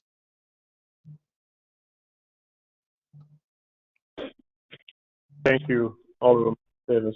Alderman Caruso, I don't know if you were trying to comment. You're on mute. I just, no, I'm okay with that. I just didn't know. I guess everybody's on top of it. First I've heard of it, and it seems to me like everybody's doing what they can about it, and thank you very much. Thank you, Alderman Caruso. Attorney Blomer. Yeah, and if there is interest, I can send the email that I sent earlier. I think it actually looks like Mary tried to copy me, but had the wrong email address. So I didn't see it until Chair Whitcomb forwarded it to me to just ask me, what I knew about it. And it actually has had a fairly long history. So I wrote back to him, and then I copied the other folks that were whose names were sort of invoked in the in Mary's email and Mary Howard's email.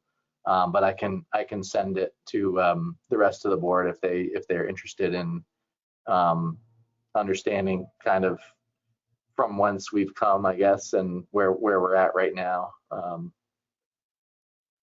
just don't think it's necessary, Matt. I just, like I tell people, I'm only as good as 6 other votes will allow me, and she should know that too. It's just thought I'd bring it up, and it sounds like it's in the right hands, and the right hands will deal with it. And thank you guys very much. I don't think it needs to go any further, but don't put any time in it. Thanks a million. Thank you, Mr. Chairman. Thank you, Alderman Caruso. All right, we are still under unfinished business. Are there any other items? Seeing and hearing nothing, we are on to miscellaneous motions, resolutions, and new business. If I could real quick, I would just like to direct your attention to the last page in your packet. There is a piece on a book called We Believe in Rutland, which is a history of Project Vision that I just wanted everyone to be aware of and the public to be aware of. This was done by Lease Headlam, and I believe it will be, or it may be out now, in fact. So I just wanted to bring people's attention to that. Project Vision has obviously been a cornerstone in this community for many years. I know that she has put a lot of work into this.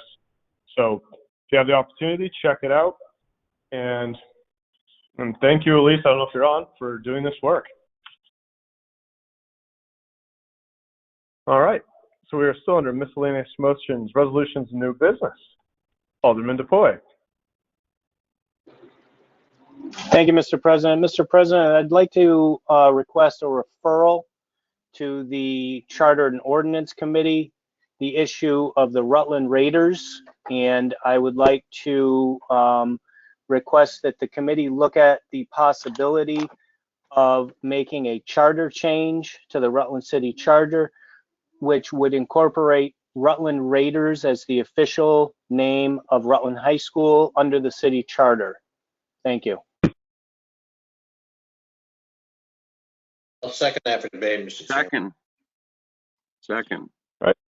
We have a motion, and it has been seconded to refer to Charter and Ordinance Committee to the discussion of making the Rutland Raiders the official name of Rutland High School, or the Rutland High School. Alderman Franco.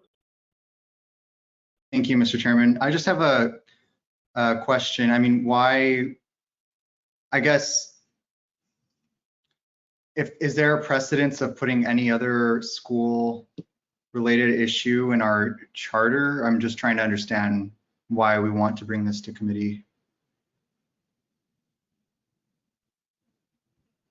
Alderman DePoy. So, Mr. President, yes, absolutely. The charter does include both things that happen municipally with the municipal government, as well as the stuff that goes on with the school. I'm being proactive here in regards to this issue. I want this issue in committee so that it can be talked about in going to the charter. And I think that having the name Rutland Raiders in the charter is something that will forever make Rutland Raiders the name of the local high school. Thank you. Thank you, Alderman DePoy. Alderman Franco. Yes, I mean, I'm not sure. I know the charter does outline the powers that are authorized by the school board. And as far as I'm concerned, that's where this matter is being handled. There's significant action already being taken. I don't see an effort to try and put this, in concrete in our charter as really productive with our time. So I'll just leave it at that, but I don't think this is a good opportunity for us to do that. I don't think this is the path we should take. Thank you, Alderman Franco. Alderman Neary. Yeah, I agree with Alderman Franco only because we have some precedents here at the board that we have delegated this and left it with the school board. And last year, I remember we took a vote, well, you all took a vote on sending this as a referendum item on ballot, and that was voted down. And ultimately, because it wanted to be remained with the school board, and I think let's let that play out and see where it goes. They just formed this committee. Let's see where that committee goes. I think it's the cart before the horse to say we really want to talk about this at the city level. And again, I really caution against overreach over the school board. Thanks. Thank you, Alderman Neary. Alderman Garuso. Yeah, before I start getting emails and cards and letters and all that stuff, I'm going to say this for the 15,000th time, folks. This is why we have the committee system. This is why we have the board system that we have. So no one is ever blindsided. And I think it's very unfair in the world to be blindsided, but especially members of this board. This is an alderman who's brought up a wish of his or hers. Some people have seconded it and send it to committee. Will it die in committee? Will it get discussed in committee? Will it come out of committee? Only the committee will know. Only the good Lord will know. But it's a way to not bog us up. It's a way to not straddle us with phone calls and emails and people telling us we're racist and all the things we've all heard about this issue. It was very smooth. Motion, seconded. Now your feelings on putting it in committee. That's why I support it. I almost support putting anything in committee because it'll either walk in its own 2 feet or it'll die in its own 2 feet in there. And that's why I do it. And I don't want to be here all night debating if this should go in or not, or if it's right or if it's wrong. That's what committee's for. That's what it's always been for. And Alderman DuPoy has his heart set on this. He has his opinion of this, and he always has. And I don't think beating him up or blindsiding us with having to vote on putting it in the charter or sending it to the legislature to approve it or anything like that was right either. So that's why I support putting it into committee and let it go from there. And that's why I support the motion tonight, folks. And I'm not saying any other thing other than just putting it in committee. That's all I wanted to do. Thank you. Thank you, Alderman Caruso. I saw Alderman Dunges and then Alderman Clifford. So actually, I will say I agree with Alderman Caruso. That's the purpose of the committee process. And although my statements are publicly known, I disagree. I believe that the school board should make the decision. And I actually have a problem myself being a graduate of Rutland High School in 1998 with the current mascot. I believe the committee is the right place to discuss that and to have the open discussion for the public to witness. Thank you, Alderman Dunges. Alderman Clifford, followed by Alderman Franco. Yeah, just real simple. I think this is deserved to be. It is a hot button issue, but I do agree with Alderman Caruso that it should go to committee and let's talk about it. I don't think it's going to hurt anything. Thank you, Alderman Clifford. Alderman Franco, followed by Alderman Talbot. Yeah, I'll try to give my last comment since I keep taking up time here, but I just wanted to disagree. I don't think the point of committee is to hear everything and anything. I think that's why we have to approve sending things to committee. I see it as a productive time and an opportunity for us to look at issues affecting us at a municipal level of our government. And so I don't truly see this as within that scope, which is why I'm going to vote no, but I merely disagree on the purpose of committee. Thank you. Thank you, Alderman Franco. Alderman Talbot. I just had a question. So if we were to try to enshrine that name in the charter, wouldn't that have to be approved by the legislature? It seems incredibly unlikely that such a change would be approved by the current legislature. So it seems like a real exercise in futility to send this to committee and talk about it. Thank you, Alderman Talbot. Alderwoman Davis. Excuse me, to Michael's point, it still has to be approved by the voters of the city of Rutland first, which is usually the influential factor on the legislature, whether they believe they'd like to support it or not. It's usually driven by what the vote is from the public. And I guess to Sammy's point, discussions are in committee. We have sent things to committee that I have no idea about why they're even there, but they're there. So I think this is fair to give it its process. I think the discussion could be in collaboration with the school. And maybe it's time for a vote. I don't know, but it's time to put it to rest. A decision needs to be made and it's time to put it to rest. So maybe this will help be a catalyst to put it to rest. I don't know, but I'm always willing to have a discussion. I've sent something there 2 weeks ago. I don't have any idea what that was about, but I voted for it to go. Thank you, Alderman Davis. Is there any other discussion, debate? If not, I will ask for a roll call vote on this. Alderman Caruso. Yeah, just one quick thing. Sharon's right. Almost every day somebody says that. I mean, they're dealing with a $52 million budget over there, and somebody said they just picked up another 14 million or something, and they're messing around. And it's almost like we need to help them out over there. We need to get this thing buried. We need to get a lot of things buried, but we're not harming anything. Just putting this into our own little committee, and it's got a long way to go before it could be in the charter. So I go for your roll call vote, Mr. Chairman. Thank you. So we have a motion that has been seconded to refer to charter in our committee, the discussion of Rutland High School being officially designated as the Raiders. So I'll ask for a roll call vote, and I'm going to turn that over to Clerk Heck now. Alderman Crusoe, Yes. Alderwoman Savage, No. Alderman Neary, No. Franco, No. Alderman Talbot, No. Alderman Dunges, No. Alderman Gillum, Yes. Alderman Clifford, Yes. Alderman DeFoy, Yes. Alderwoman Davis. Yes. 2, 3, 4, 5. 5 ties. Chair Wickham. The vote is 5-5. Chair votes yes to break the tie. We will refer to Charter and Ordinance Committee. So we are still under miscellaneous motions, resolutions, and new business. Alderman Neary.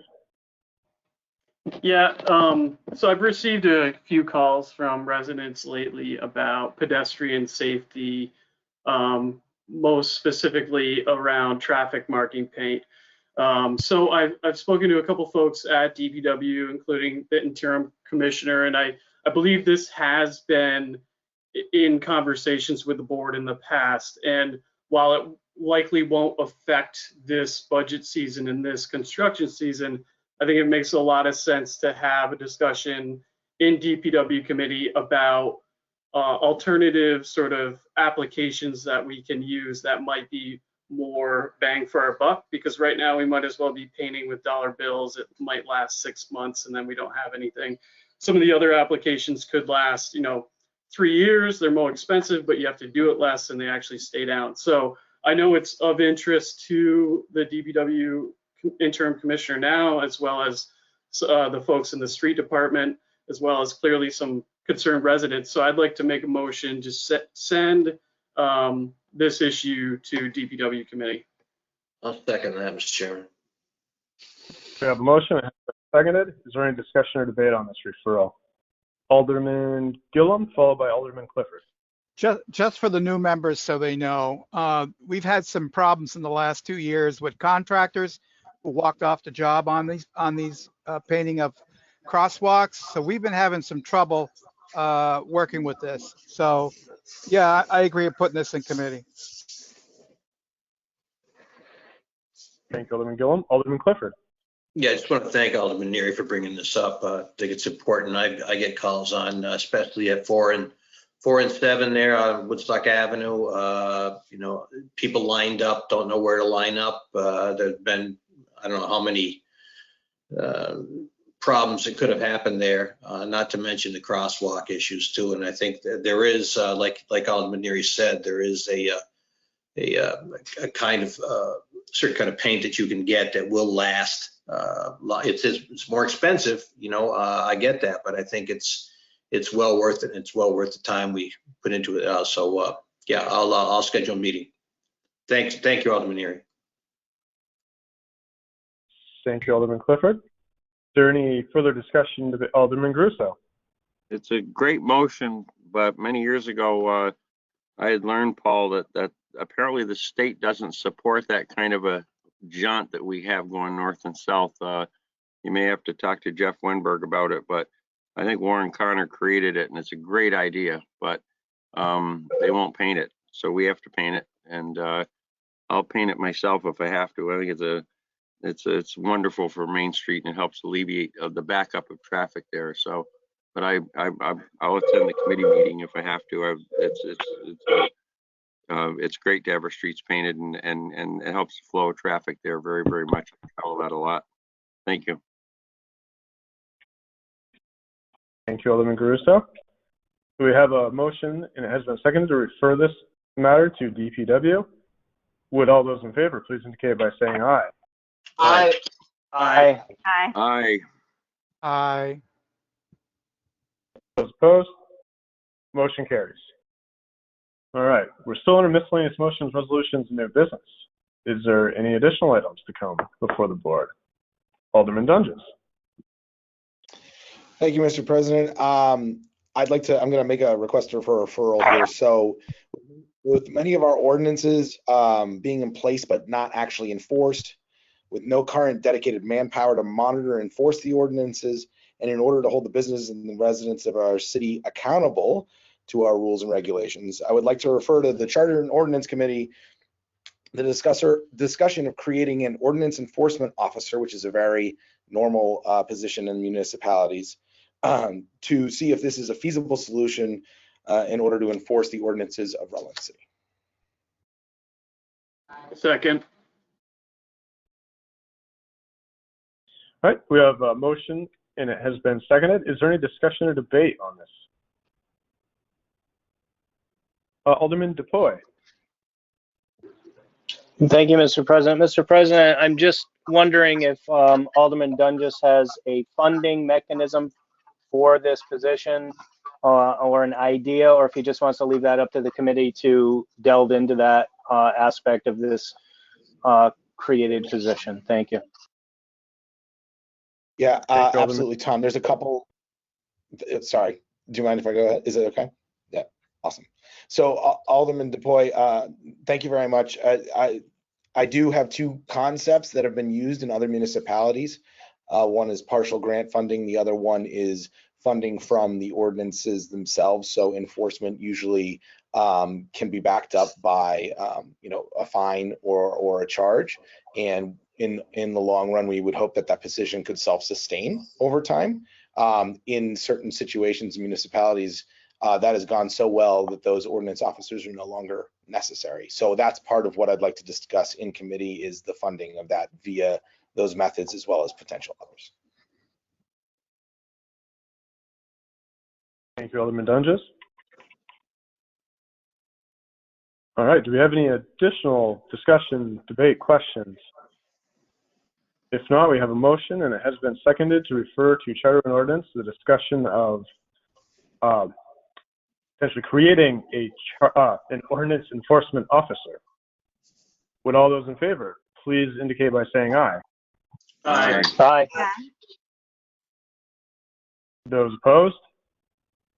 Motion carries. All right, we're still under miscellaneous motions, resolutions, and new business. Is there anything else? If not, before we go, we still have the Board of Tax Abatement, which we moved to the end of the agenda.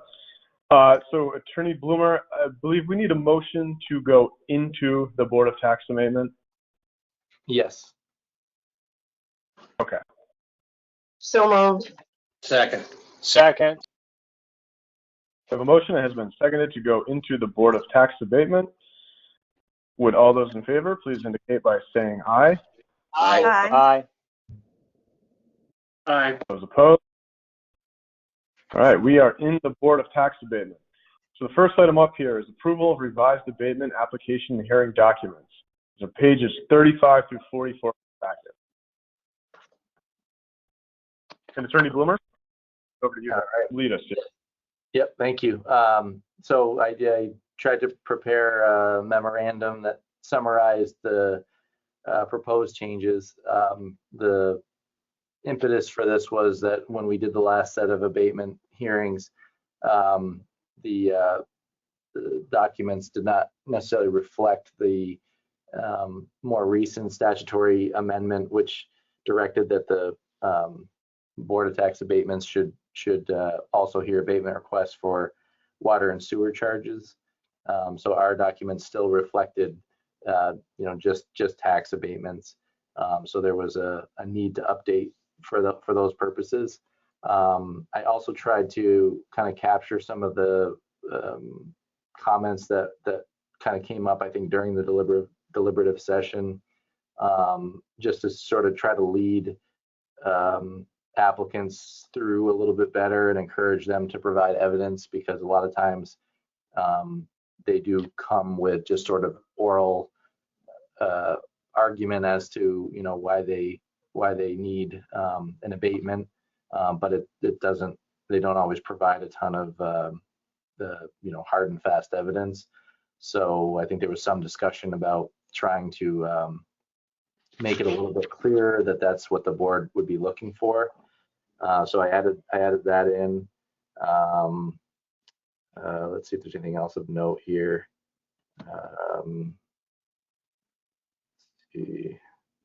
Just some clarification that manifest error has now been determined by the Supreme Court that it doesn't have to be manifest error of the listers. It's just a manifest error in general. So that's tried to be, I tried to make that more clear. I did add something in about kind of a mechanism for city members to provide evidence, because that often happens where the applicant is presenting their evidence, and there's usually somebody on the city side who has also been dealing with the issue. A lot of times it's somebody who's on the actual board, so it may be the treasurer or the assessor. And so this isn't necessarily required by law, but I thought it was best practice that if the person is going to testify, that they just from sort of the get-go let everybody know that they're going to be providing evidence, and then they would not sit sort of in judgment of that particular abatement request in the deliberative session. So that's made a part of these the board's procedures. That's something that the board could decide that they don't like the idea of, or they do. It's not required by law. That's more of my suggestion as to just how to maintain the perception of kind of an unbiased decision maker. So the memo lays out some of the other minor changes, and hopefully you had a chance to flip through the documents, but more or less it's trying to bring it up to be accurate for today's legal landscape, and also just what our I guess kind of my experience has been, both from my time on the board and as the city attorney. Thank you, Attorney Bloomer. Alderwoman Davis. So, Matt, I don't have a problem with the changes. I think it looks good, it flows good. The question I have is, we discussed at the last, when we did our deliberative session, that we had done a policy and treated our water sewer as a utility and not a tax. And we didn't want them before us. Is that a possibility? Because this includes them. And I personally don't want to include them. Right. Yeah. Unfortunately, it's not an option for us now that the legislature has been explicit that it has to be heard by the Board of Tax Abatement. Before it was kind of ambiguous, and I'm sure there were some Board of Tax Abatements who did hear those requests, and we decided that it would be more efficient and for whatever other reasons to kind of have them go directly to the DPW commissioner. I think what you could do, and maybe it makes sense to make this part of the procedures, that if there are water and sewer abatement requests, you could require that that DPW give the board a recommendation. That would sort of be a hybrid of what used to happen, where the board didn't necessarily know about it at all, but in this case, if the board is going to have to make the decision, you could at least get the recommendation of the commissioner as part of the hearing, so that then if you wanted to defer to them, you could do that, or if you decided that you were more compelled by the testimony or evidence of the applicant, you'd still be able to decide against the recommendation of DPW. But if that would help the board to have a sort of city perspective on whether something should be abated or not, that's probably the only way that you could get close to what had been previously done and still have it within the new law. Well, that would be helpful, I think, because if there was a known leak, if there was a known misreading, those type of things, we wouldn't necessarily be privy to. So that might be helpful that when there's water, sewer, similar to liquor. We have the police sign off that there's no problem, you know, there's no outstanding issues. Maybe that's what DPW needs to do with this water sewer is sign off that that this is true usage, and they're just have not paid their bill. Yeah, I think if there's interest by the board in adding that idea, you could just make an amendment to whatever motion here I suggested to say, you know, something kind of general, and then I think I could add in, you know, if you want to make it a requirement that, you know, for water and sewer abatement requests, that Henry, if he receives it, he would notify DPW and they would provide whatever type of information, you know, you think you know, if it's however we can explain that, of what type of information you want, and or to encourage them to be participants in the hearing, so that they can provide that information, you know, kind of in real time to you, rather than like in documentary format. And you can ask questions too. I mean, that would be the other advantage of having them at the hearing itself. But it really, I think we can add something to this if the board would like to, that would either require their participation or encourage their participation.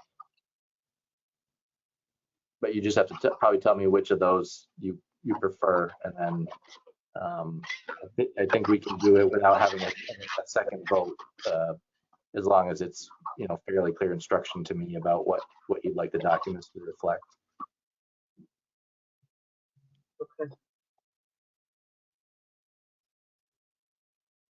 So right now there is no motion on the table. You know, Sharon, if you wanted to make the motion with whatever addition you're thinking. I don't know if there's any more discussion or folks are ready to move on. I'll move to suspend the rules and take the issue up to Second. Second. We have a motion to suspend the rules. It's been seconded. Would all those in favor please indicate by saying aye. Aye. Aye. Aye. Those opposed, motion carries. And I'll move to approve and adopt a procedure related document as presented with the amendment in regard to abatements requests regarding water and sewer that do we dictate the commissioner or do we dictate someone like Gail Garuso, who's actually the business manager? I'd say the commissioner. Okay. Probably to the commissioner or their designee. So I express that the commissioner or the designee is present when there is a request for water sewer abatement to assure that this is a true bill. Does that Second. make sense, I guess? So I guess what I'm trying to accomplish, Matt, is that there's no error, that the city has no error in the reading or leakage or any of that type of stuff that we're accountable for that drove that bill to a certain amount. Okay. All right, so we have a motion that has been seconded. Is there any discussion, debate, questions? If not, would all those in favor please indicate by saying aye. Aye. Aye. Aye. Those opposed? Motion carries. All right, Matt, I believe we have an executive session. Yes. So it'll hopefully be quick. It's a two-part motion. The first motion will be to find that premature general public knowledge regarding confidential attorney-client communications made for the purpose of providing professional legal services to the city would clearly place the city at a substantial disadvantage because the discussion, we'll strike that last part, would clearly place the city at a substantial disadvantage. So moved. Second. We have a motion, it's been seconded. Would all those in favor please indicate by saying aye. Aye. Aye. Aye. What's the subject? Opposed? Motion carries. Alderman Clifford? Yeah, I just would ask that if the city attorney could send me that link to the executive session, because I don't have it. Sure, and actually, because we're doing it here at the end of the meeting, I think we can utilize the locking mechanism, so we can confirm that everybody who's not invited into the executive session has left, and then lock the meeting so that no one can get in. When we were going to maybe do it mid-meeting, that I was afraid that we would lose everybody that we needed for later in the meeting, but I think that may be the easier way to do it, is just so you can all stay on the same. So stay here. Okay. Yeah, unless it doesn't work for some reason, I think that's probably the best thing to try it first. And there won't be a motion afterwards, so there won't be a reason to come back into open session other than to adjourn. Is it by invitation only? Did we all get an invitation? Well, as members of or whatever I discovered the name of this thing is, it's actually the Board for the Abatement of Taxes. So everybody on that board will be invited, and then and that's this next motion, in addition to the clerk and the city attorney.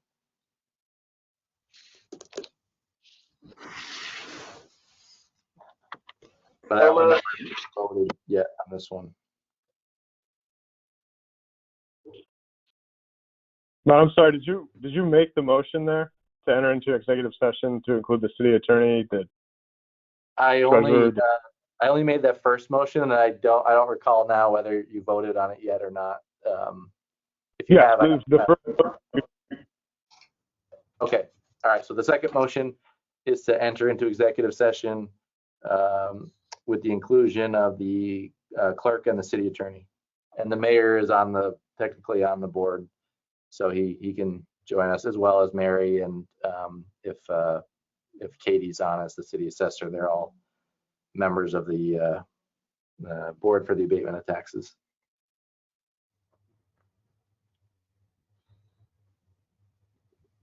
Someone like to? Second. We have a motion that's been seconded. Would all those in favor please indicate by saying aye? Aye. Aye. Those opposed? Motion carries. All right, so we're going to enter into executive session. We are trying a new method here, by which I'm going to ask people who were not cited in that motion to please exit. Welcome back to the main chambers. If there's nothing else for this board, I will entertain a motion to adjourn. So Second. All those in favor of adjourning, please indicate by saying aye. aye. Those opposed, we are adjourned.